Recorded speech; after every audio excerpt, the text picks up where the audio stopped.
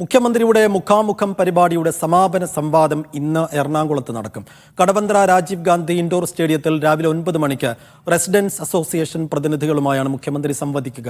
പരിപാടിയിൽ തദ്ദേശ സ്വയംഭരണ വകുപ്പ് മന്ത്രി എം പി രാജേഷും വ്യവസായ മന്ത്രി പി രാജീവും പങ്കെടുക്കും.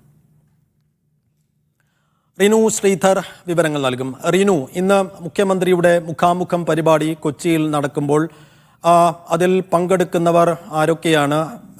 എങ്ങനെയാണ് ഈ പരിപാടി അവിടെ നടക്കുന്നത്? വിശദാംശങ്ങളെന്ന്.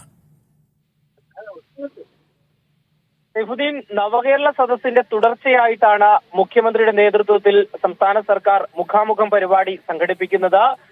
കോഴിക്കോട് നിന്ന് ആരംഭിച്ച് ഫെബ്രുവരി 18 കോഴിക്കോട് നിന്ന് ആരംഭിച്ച മുഖാമുഖം പരിപാടിയുടെ അവസാന ദിവസമാണ് ഇന്ന്. നേരത്തെ തന്നെ യുവജനങ്ങളുമായും വനിതകളുമായും അതുപോലെ തന്നെ ഹാൻഡിക്യാപ്ഡ് ആയിട്ടുള്ള ആൾക്കാർ ഉൾപ്പെടെ ഉള്ളവരുമായിട്ട് മുഖ്യമന്ത്രി ഇത്തരത്തിൽ സംവാദങ്ങൾ, അവരുടെ പ്രശ്നങ്ങൾ നേരിട്ട് കേട്ട് വിലയിരുത്തിയിരുന്നു. അതിന് പരിഹാര മാർഗം നിർദ്ദേശിക്കുക എന്നുള്ളതാണ് സംസ്ഥാന സർക്കാരിന്റെ ലക്ഷ്യം. ഇന്നിപ്പോൾ കടവന്ത്ര രാജീവ് ഗാന്ധി ഇൻഡോർ സ്റ്റേഡിയത്തിൽ രാവിലെ 9 മണിക്ക് റെസിഡൻസ് അസോസിയേഷൻ പ്രതിനിധികളുമായാണ് മുഖ്യമന്ത്രി സംവദിക്കുക.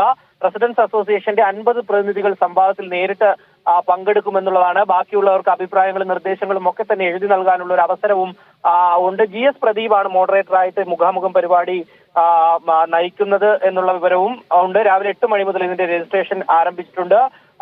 സ്ഥലത്തെ, അതായത് ജില്ലയിലെ മന്ത്രിയായിട്ടുള്ള പി രാജീവ്, തദ്ദേശ സ്വയംഭരണ വകുപ്പ് മന്ത്രി എം പി രാജേഷ് ഉൾപ്പെടെയുള്ളവർ, ഉദ്യോഗസ്ഥർ ഉൾപ്പെടെയുള്ളവർ ഈ സംവാദ പരിപാടിയിൽ പങ്കെടുക്കുന്നുണ്ട്. സൈഫുദ്ദീൻ.